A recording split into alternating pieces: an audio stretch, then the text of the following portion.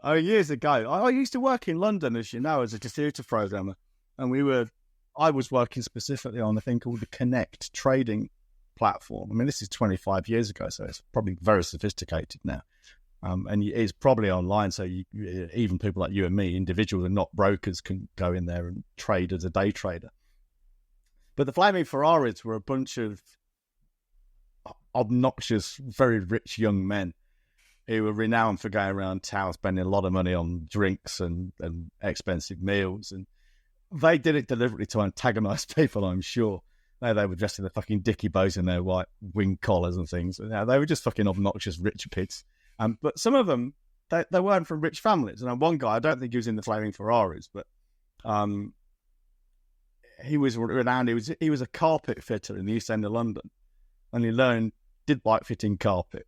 So he learned trading on the side and became a fucking trader and made millions. You know. So anyway, I've been reading a book on trading recently because, you know, we were recently talking about the 3 things people do wrong, psychologists. They believe they have more control than they do over things, was the first thing. The second thing is they believe they're more competent than they actually are. And the third one is they believe things will turn out better than the evidence suggests it's going to. They look at them. I mean, these aren't necessarily bad things all the time because they can help you get through some pretty rough times, especially that last one. Just the quiet confidence. Things will be okay. To the point, if you read The Luck Factor by Richard Wiseman, I would consider myself to be a lucky person. Not because more good things happen to me than anyone else necessarily. On average, they don't. But it's just that I don't really think about the bad ones. I just remember the good ones. So, I've got an optimistic outlook. But of all those 3 things, that last one I think is fairly innocuous. The second one, we see a lot of it on social media. People who think they know more than they do. And that trips them up in 2 ways. And that, one, they fuck up monumentally when they try and do things themselves. Yeah, I could build my own house, that kind of thing. How hard can it be? But, that's a joke. But marketing and sales. But even worse than that is if they do it for themselves and they fuck up, they just harm themselves. But it's when they become coaches and consultants and think, because they find, they think they can do this stuff. They have a go at it, find out it's actually harder. And they think, well, it must be something else wrong with it. So I'll just sell the how-to. Selling the how-to is a lot more profitable and easier than doing the how-to. We all know that. We can sell the how-to because we've done the how-to. I've done it for 20 years. So, but that first one, thinking you have more control than you do, is a real fucking killer. Reason is, it's pernicious and it's fucking insidious as well. Because it doesn't just... You're not just wrong. Okay? You're not just wrong, so you do the wrong thing. It actually trains you into some pretty fucking destructive behaviours. I'll explain what I mean by that. Let's talk about marketing. Or we can talk about trading. So if I talk about the market, I'm talking about the market as a marketer, so the people we're selling, or the market as in stocks and shares and things. Okay? So I've been reading a book recently called Trading in the Zone by a guy called Douglas. I remember his name. Now, people think they have control. So what they'll do is they'll say they want to become marketers. Let's look at LinkedIn. So people say, I do some social media marketing. And they genuinely believe they have some control over the results of their marketing, and they don't. They put stuff out there, so they turn the handle, they put stuff out there. But whether their stuff gets shown to someone, and then whether it gets read, and then whether it gets acted upon, as in responded to, and then whether or not that person becomes a prospect, goes through a sales process and buys from them, that is all out of their control. Yeah? But we don't believe that. Salespeople, marketers, business owners, they genuinely believe they have some control over all this stuff. They believe that there is a certain number of buttons they can press to get a favourable result, right? But it's not. It's especially when you're dealing with humans, buyers, prospects. They buy or don't buy for their own purposes. Like that, the world's worst salesman who connected to you on LinkedIn, which is fucking hilarious. He probably still thinks it was down to me, or there was something wrong with me. But it wasn't. It was his approach. The problem was with him. His approach was all wrong. You know? So people act how they will act because they want to act that way.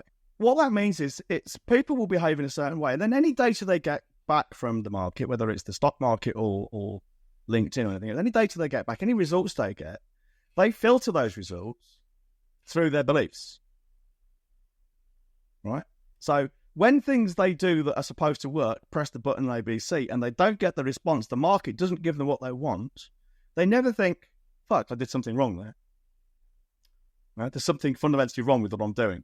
Wrong approach. What they'll say is, oh, the algorithm's broken. LinkedIn's playing up today. That's the one I've often seen. LinkedIn's been a right sod. Or the prospect was stupid, lazy, ignorant, in a bad mood, whatever. No, it was your approach is wrong. But they can't see that. So when they get data back conflicting with their belief that is controllable, they disregard it. Yeah? We've all seen this, confirmation bias. And the few pointers they might get back that say, yeah, you're doing the right thing. So they might get a post that gets a lot of views. Yeah, I'm doing the right thing. It says so here. So they believe their behavior gives them effective control of the circumstance. So what do when it doesn't work? Two things. They do more of it. Yeah. Double down on it. And we see this in the stock market when they refuse to accept they're in a losing trade, so they just keep pumping more and more money in, knowing it's going to turn anyone out and doing all the right stuff.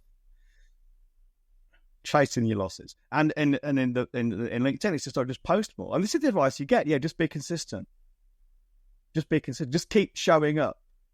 Well, that's basically saying just keep showing up means just present yourself long enough until something random happens and you get the result you want.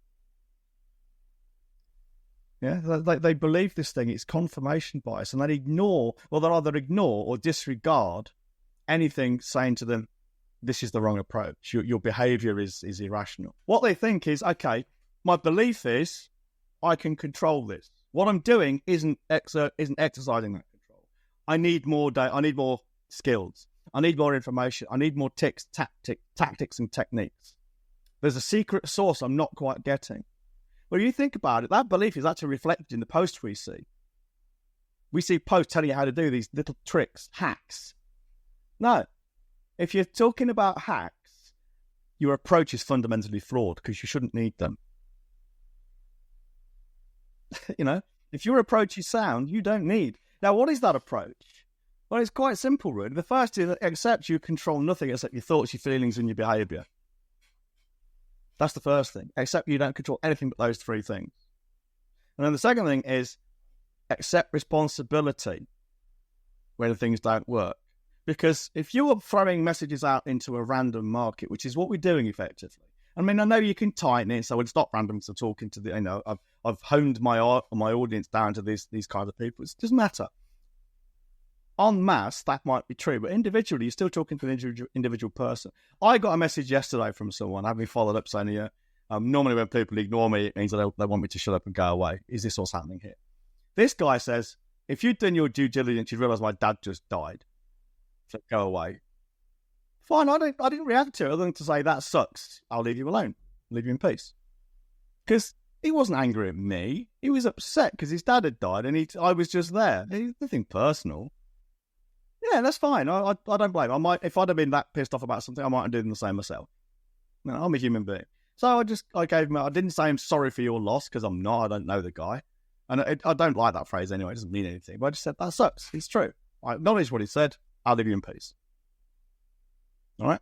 So on an individual basis, it is pretty fucking random. I mean, you couldn't have guessed that or anticipated that, could you? So what we have to then do is accept responsibility and say any results I get, I don't care how good or bad they are, it's my fault. Not because I did something wrong, as in I exerted the wrong kind of control, but because it was random. And I took a risk. Because it's all about risk management. I took a risk in putting this thing out there, knowing full well that it might blow up in my face. It blew up in my face. I'm fine with that because that's what I expected might happen. I accepted it might happen. Now, if you don't accept that, and here's the insidious side of this. This is why I said it was insidious and pernicious. If you don't accept that you have no control, you will avoid situations, because human beings avoid pain. We like to avoid pain. Now, put your hand on a radiator, burns, take it off. I'm not doing that again. That's what you'd hope anyway. So bearing in mind, we believe we exert control. We want to avoid doing things we believe will yield us potential harm, such as hearing a no, being told to fuck off because my dad's just died. All right. Oh, some people would have been upset by that. Some people would have been really apologetic and, I feel really bad. I didn't. So your lack of control and refusal to accept responsibility for the results you get actually get you avoiding putting yourself in a situation where you might get hurt, get burned, feel discomfort. So you won't, if you're doing trades, you won't maybe put a trade in. You'll just hesitate, second guess yourself, call yourself a perfectionist. Won't put that lead magnet out there because it might get laughed at, might get no results. You'll avoid the very things we need to do, take risks, to get good results in a random market, because that's what the market is effectively. Really, really interesting. And this book I've been reading, he actually talks a lot of nonsense too. He talks about energy structures in the brain. Bearing in mind it's a 24-year-old book, we know a lot more about the brain now, and we know how memories are stored. So if you ignore some of the almost metaphysics he talks about, the actual principles he's talking about of not accepting risk, recognizing the market is random, believing you have control actually means you avoid situations which might cause you pain, etc., etc. He's spot on. And I'm reading this book thinking, fucking hell, it's almost identical, the principles I was talking to in M82, and I've never read this, never even heard of this guy until the day before yesterday. Fascinating. So people, you have no control, and your belief that you do have control is actually keeping you stuck in your business. But, imagine we were talking before we came on air about sending a load of postcards. Imagine we send 10,000 postcards. Okay. Once we've been through a process and we've got an established system, we know, for the sake of argument, we send out, say, 10,000 postcards, we might get 10 clients from it. Okay, the numbers don't really matter. And we know that if we send 100,000, then we get 100 clients from it. That's because that's the way these things work. So over large numbers, we can predict these things within a few percent. Using statistical models, we can do it we have a confidence interval of about 5%. So we can be 95% plus or minus a few percent sure this is what we'll get if we do this repeatedly. Okay? But what we cannot do is single out an individual person and say, yeah, this person will buy. This person will not buy. This person will buy. This person will not buy. You can't do that. That's the randomness. So over large numbers, it's predictable and cyclical. But over small numbers, it's not. This is where people get it wrong. They really think they have control and they don't. Worse. It's worse. And the guy doesn't talk about this, and he should. Perhaps he didn't know. The stock market, the same as every other market on Earth and economy and society itself, is a complex adaptive system. It looks like it has order imposed from the top down. It doesn't. The order comes from below. The individual behavior of the people in it, or the units in it. So termites, ants, bees, humans. Fucking fascinating stuff. Complex adaptive systems. If people actually read about them and learned about them, we'd see a lot less shit on LinkedIn, I'm telling you now. The big lesson, there's probably 2 or 3. The first is accept you don't have control of anything except your thoughts, your feelings, and your behavior. And to be fair, most of the people I see on LinkedIn don't actually have control of their fucking feelings, so they've got a lot of work to do. Yeah? Thoughts, feelings, and behavior. Second thing they can do is accept responsibility. So knowing they don't have control, so it means that anything they put out there that's a risk, right? There's a risk. That risk is being presented to something random. Other people, basically, or the market. Because the market is just other people. You can't predict their behavior. Yeah. So any results you get have to be your responsibility, because the only control you've got is whether or not you put the thing out there in the first place. Do you make the trade? Do you post the post? Do you send the letter? That's the only control you have. If you do those things, you must do it recognizing that I could get a bad result here. And if I do, that's on me because I took the action. Choices plus actions equal consequences. I chose to send the letter. I chose to post the post. I chose to make the cold call. I took the actions to do those things. And here's the result I got. If I hadn't done that, I wouldn't have got that result. It's your responsibility. It's not down to the third party, the external party. Okay, it's not them, it's you. You did it. That's the second thing. And the third thing is accept then it is a risk. People like to talk about, yeah, I like to take risks. But what they actually mean is when I'm certain I'm going to win. They're not comfortable with losing. They're not comfortable with a prospect saying no. They're not comfortable with a post crashing and burning or being laughed at or getting negative comments. They're not comfortable with those things. Well, until you do get comfortable with them, you're not a risk taker. And if you're not a risk taker, you probably shouldn't be in business. Hey, you probably should be alive. But life is a risk. Life's a dangerous game. No one gets out alive. You know, if you send something out, a post, you get negative responses, or a marketing thing or a trade fails, or your letters don't get responses. The facts are the facts. You've got the response. You've got the data you've got. How you feel about it is entirely on you. And here's the thing. If you go into it thinking you have control and you get a result which is negative in the sense that either the trade loses money or your marketing doesn't work, you don't get any responses, or you get negative responses on LinkedIn, if you allow that to get you feeling bad about it, well, you're going to be hesitant to do it in future. There's no meaning to it. They're just the facts. How you feel about it. So you can choose to feel bad. Oh, shit, someone said something nasty to me. Oh, no, I lost a bit of money. Oh, fucking hell, no one responded to that.